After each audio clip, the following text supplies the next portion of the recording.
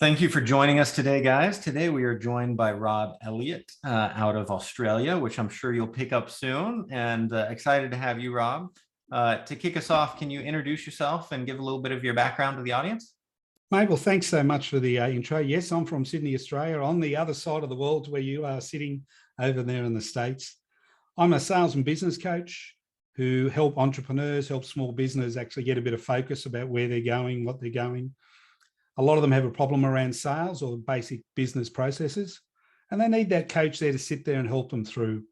A lot of people don't realise that, in all honesty, the answers to all their questions are sitting inside them. All a coach does is we bring it out. Apart from that, I live on the outskirts of Sydney with my family, have a ball, love life, follow a losing football team, all the normal stuff, and enjoy the odd Jack Daniels or 10. Very nice. I like the or 10. Talk to the audience a little bit about, obviously you're a coach today, but you've got a wealth of experience in the sales background. You also owned your own franchise for a while. Can you talk a little bit about that in terms of, the expertise that you have, that makes you a top coach? Look, to be honest, I grew up in the pub industry in Australia. My parents owned and ran pubs for people. So when you're young behind the bar, looking at what's going on, my mum and dad were chalk and cheese. Dad was the most amazing man. He was a tradie, electrician, but he ran a fantastic pub. He could make anybody feel as though they were the only person there. My mum was the polar opposite. She was black and white. She was tough on the staff and wasn't to be crossed, to say the least. But they ran very successful businesses. And it was good to watch because mum had this theory of the 3 points of contact, and we've all heard of that. She used to say to the bar staff, first time they come in, know what they drink. Second time they come in, know their name. Third time they come in, greet them by their name and give them their drink without them asking. And that is no different to sales anywhere. It can be retail, it can be someone in manufacturing, it can be finance like you. Customers love to be known, customers love to be acknowledged, and customers love to be given what they want. So that was my basic. It was tough. It was hard. I went into liquor sales after that. I've done a bit of real estate. I've done industrial sales. And there's not a mistake I haven't made. There's not a stuff up I haven't done. But at the same time, I've had some really good successes. I remember being handed a $10 million account by my boss because the big company that we were working for had stuffed it up. They only had it 6 months. It was a 5-year contract, and they were that close, so close to losing it for so many reasons. And he said, here's this account, major account. I went, oh yeah. He said, I need you to rescue it. I said, oh yeah. And he went, rescue it, save your job. So that sort of woke me up a bit. And sometimes, you've got to stand on the precipice and you've got to jump and just have the confidence to say, I'm going to fly. No parachute, I'm going to fly. And that's what I did. And we turned it around. And we made more money for us, the company. We made more money for the supplier. We reduced their costs, and I learned a lot along the way. And to sum up, probably the best teachers I've had have been my worst bosses, because they taught me what not to do, what not to say, and they made me, in a pretty good salesperson. But the most important thing is I love helping other people be great at sales and just enjoy it and have a laugh and have a lot of fun along the way. Very nice. Was there any pull to bring you into the pub industry from the parents and take over? Yes, there was. I was planning to go in. Unfortunately, in our last pub, my mum passed away. And then the pub industry changed where they brought in poker machines. So rather where you can only go to Vegas and a few places, in Australia, there's poker machines in all the pubs. So once they brought the poker machines in, they're worth a lot of money. So the more pokers you had, the more expensive the pub.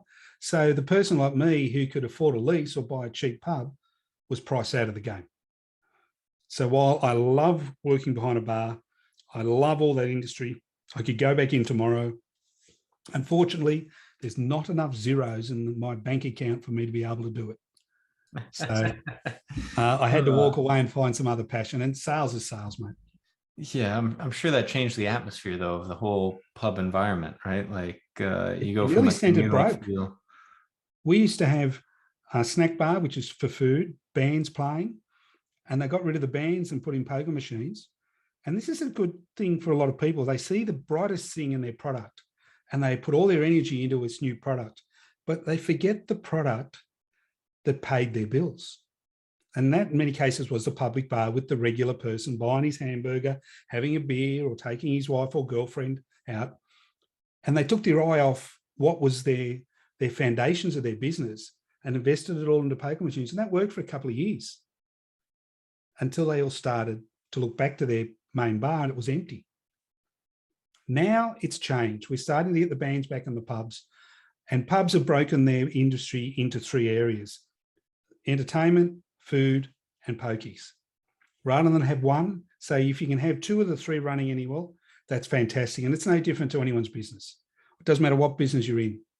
You got to have equilibrium. You can't have everything, or as we call it, all in the one basket. And the pubs learn a hard lesson. Now, unfortunately, the pub industry, like most businesses around the world, is got a lot of the big players in it, and the smaller players, unless you're in a rural area, can't get a go. Fascinating. So as you went into liquor sales, you did some real estate, you started to earn money. Yes. As you started to have excess income and you didn't have to worry, right? And obviously as a successful salesperson, those checks are big and they come fast, right? They were good, yes. What did you start, when you were younger, what did you put your money towards? And, as you fast forward now, how has that changed? And, what is your strategic framework for how you think about that? I made a massive mistake when I was young.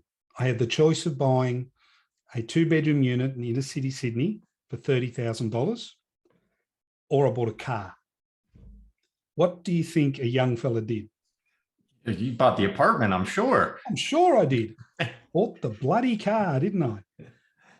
I would have made $500,000 within 4 or 5 years if I'd bought the unit. I didn't buy an asset that was going up. I bought an asset that was going down. I learned a hard lesson, and it was my fault. What I believe is you take total responsibility. It doesn't matter what someone tells you, advice, because a lot of people give you good advice because from their heart, they're not meaning bad, but it's your responsibility to take it on. So I not blame myself, but I take responsibility completely these days. I didn't then. I was a typical hard-nosed young person who nothing was ever my fault. It was my fault. So I made that bad mistake. And then, so what I did next time when we started to make money, we looked at assets that appreciate, not depreciate. And of course, real estate goes up and down over the term, but it doesn't matter whatever you do. When you're investing your money or you're going to buy something, you look at it over a 5-year period. It doesn't matter if you're doing bonds, if you're doing share market, if you're doing baseball cards. You say, well, which ones are going to give me the best return over 5 years, and then spread it, equally go around. And that's what we did these days. And it served us well. But that doesn't mean you got to be willing also to make the odd mistake. And not everything is a winner. And you've got to be able to roll with it and say, oh, well, hard lesson learned, move on, smile, pick yourself back up and go again. Good news being in sales, you can always make more money. You can, if you're passionate about it.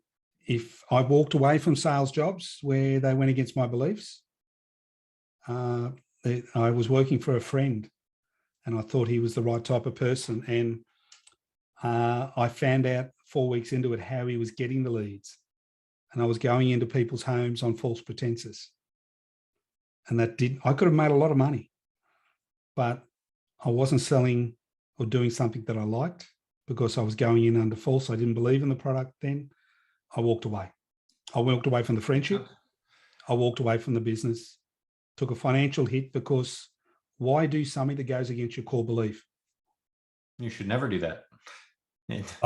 It'll drain you, right? Like it might feel good in the short term, or you might make some excuses for why to justify it, but in the long term, you never feel good about it. It's no different with investing. If you're going to invest in a company that does something that you don't believe in, doesn't matter how good the return is, you're not going to be happy with investing in it.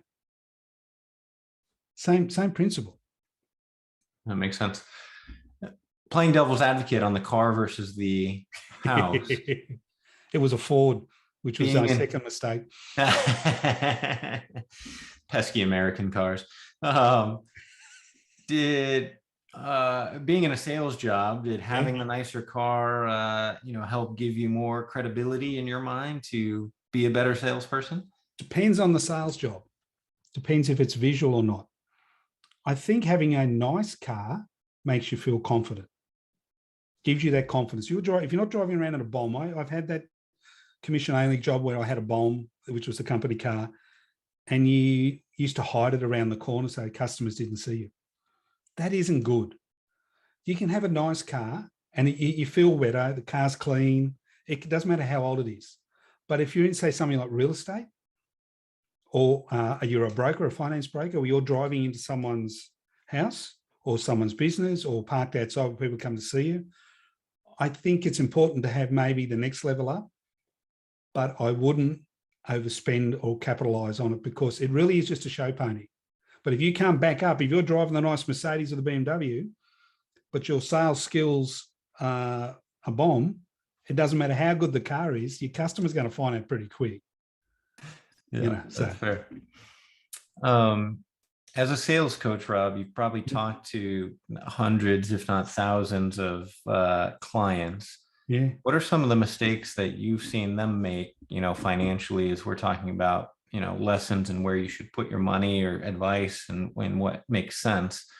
What are some of the lessons or things that you've seen or coached people through that you could share with the audience? Probably a couple of things. First thing is not investing in themselves. It's being in sales and being in business is no different to owning a car, to technology. Technology moves quicker than a person does. But if you don't keep yourself up to date and update your skills all the time, you fall behind the pack. And there's always someone behind you ready to take your job. There's always someone behind you knocking on the door trying to sell the same photocopier that you're selling. If he has the latest skills or knows the latest jargon or knows the latest technology and you haven't kept yourself up, so I say to people, always put 5 to 10% of whatever you make away and invest. It can be going to Tony Robbins. It can be going to Gary Vee. It can be going to 2 conferences a year. Always see what's out there. Learn a new skill. Know what you're talking about. Apart from that, the next thing is pay your bills as soon as you get them. Don't wait. I used to put them off. But it's funny that as you put them off, there's another one coming right behind it. And then another one coming right behind it. So I don't like credit cards. I used to have them. Got rid of it. It does take time. But what I did was I programmed all my money to come out as soon as I got paid, because I could only spend what I had. If I didn't take it, I would spend it. That's, you've got to be honest and say, well, these are my mistakes. So pay your bills straight away. If you know your rent, or say your electricity is $300 every 3 months, put $100 away every month. Because I can tell you what, when you know you've got the money in the bank to cover everything, you're totally relaxed. You don't have a worry. You sell more. You're a better manager to people, to staff. You're better in relationships because the stress is gone. But when you have that financial stress behind you, you're not a nice person. You don't sell as well. You're not a good manager. And don't be afraid to ask. Go and see help. Find a counselor. Find someone who knows finance. If you are, just go and ask and say, well, I've got an extra $10,000. What would you do with it? And ask around. People think that they know everything. They don't. We know very little. Do your research and put away and spread it around. Because if you don't get in the habit of saving, you don't get in the habit of investing, when you want to go and buy your house, guess what? They're going to be coming to someone and you're going to be having to borrow 95% of the house, which you get a 1% increase in the interest rates, you've lost your house. It's pretty basic, but sometimes you've just got to sit there and dumb it down, as we say in sales. One of our team values is all about simplicity, right? And simplicity being the finest form of sophistication to get to that point, right? And it's not easy. It's much easier to overcomplicate things. So well, you look at the most successful companies in the world, the most successful products in the world, the most successful people in the world. They all have a very simple flatline strategy. It's, you know, there's got to be something to be said for it. Yeah. When you were talking about investing in yourself, 5 to 10%, what's the most impactful thing that you've invested in yourself over your career? I've gone to some shocking conferences. I've sat there. I remember when I was working for a big multinational, and the company came in and said, "Okay, everyone, we need you to go and do these sales courses." And they were paying for us to do it. We went, so we were investing our time. I would rather be out, because investment's money and time. You know, they both cost you money. So my boss and I sat there and we went, and he looked at me halfway through day one, and I looked at him and he said, "We could do this." Where they'd sent us to the wrong level, but everyone the same, see, because everyone had to be treated the same. We knew more than the presenter.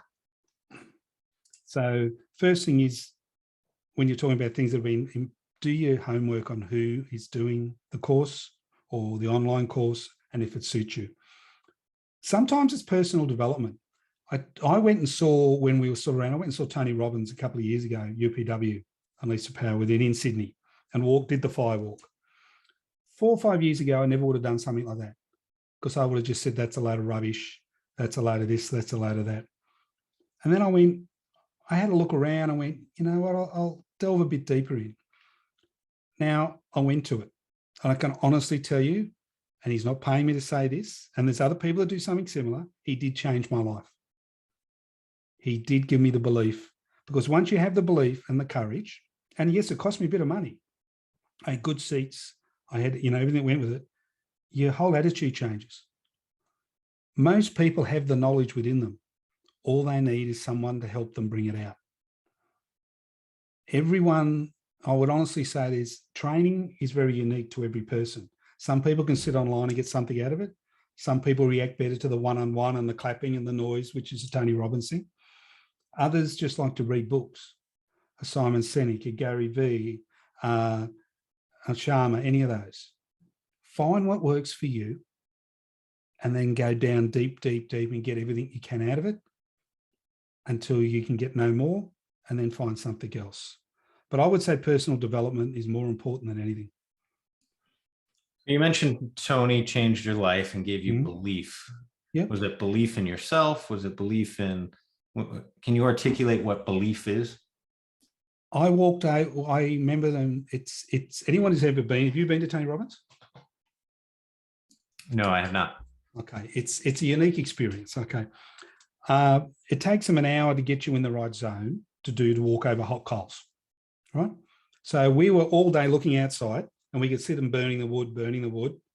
And they're like walking past us laughing, and you're walking on that tonight. You're walking on that tonight. And we're just going, yeah, right.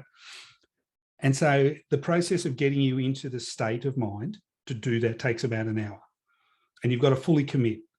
The first thing he taught me was fully committing, not half committing. Doesn't matter if you win or lose, 100% commitment. And so when we did it, we walked out, and I could see they're in lines, and you understand what I'm saying is the line next to me was all dark. Only a few coals. Then I looked around my corner, and it was all red. And here's me, barefoot, Aussie, sitting there going, what have I got myself into? But you're in such a state, you walk over those coals and you think you can walk through a brick wall. You think you can change it. You have total belief. So what I got from him was, and anyone who does something similar, is a belief that I can do anything I want if I put my mind to it. And it sounds like a cliche, but when you get yourself into that state, and there's things we use and methodologies we use to get into what we call peak state. You walking into a sales presentation, a management meeting, across the bar on a Friday night to someone you might want to have a drink with or have a dance with, you get yourself into such a state that you don't lose. Losing is not an option. If they don't take your sales call, if they don't agree with what you're selling, it's their loss, not yours. It is a state of mind. And I think it's very important, because if you get into that state of mind, you're better at work. You're going to sell everything every day, and you will make better financial decisions, because you're not making it based on emotion. You're making it logically. Because when you make a decision based on emotion, then you justify it with logic later, which in finance can be fatal. Very much so. You got to learn to control your emotions. As you came out of that experience, I'm guessing there was something that you were hesitant or holding back from that gave you a newfound belief in yourself. What was that thing that you went and tackled that kind of helped you build on that and inspire you to continue to, build on that mindset? Not afraid to be honest in my thoughts, but learning a better way to deliver it.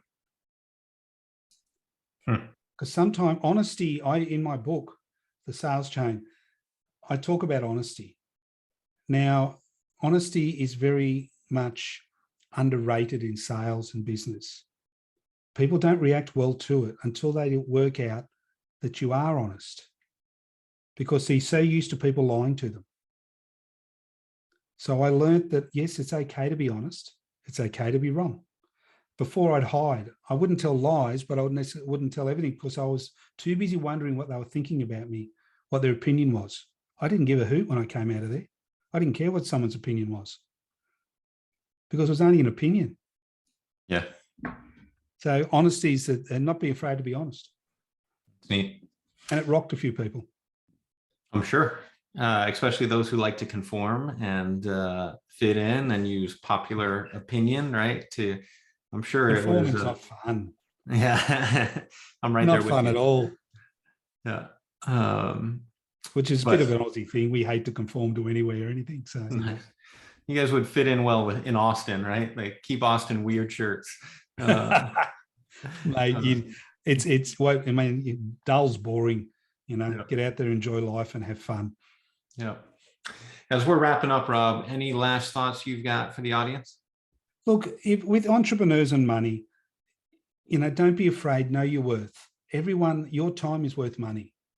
Don't discount. If you truly believe in what you're offering is good value, hold the line. Because if you believe it, your customer will believe it.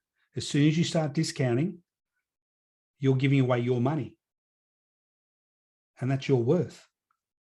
Know what you're worth and stick to it and be true to yourself every time and just be you.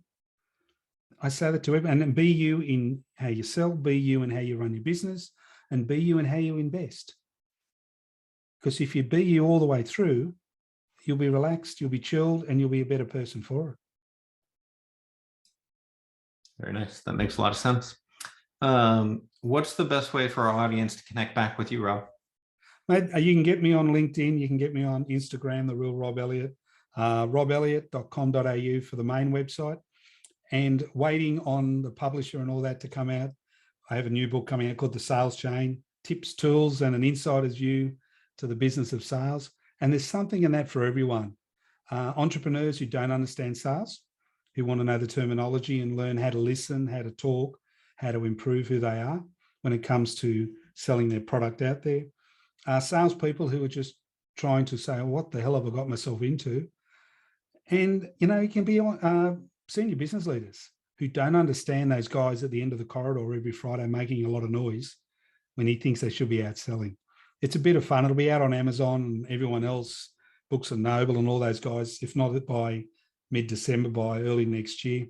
And you can go over to thesaleschain.com and register your interest, and I'll let you know when it's out. But mate, look me up on LinkedIn, look me up. I'm always happy for a chat, always happy to talk to people and help them out if they're stuck. Very cool. Appreciate the insights today and the perspective, Rob, and look forward to staying in touch.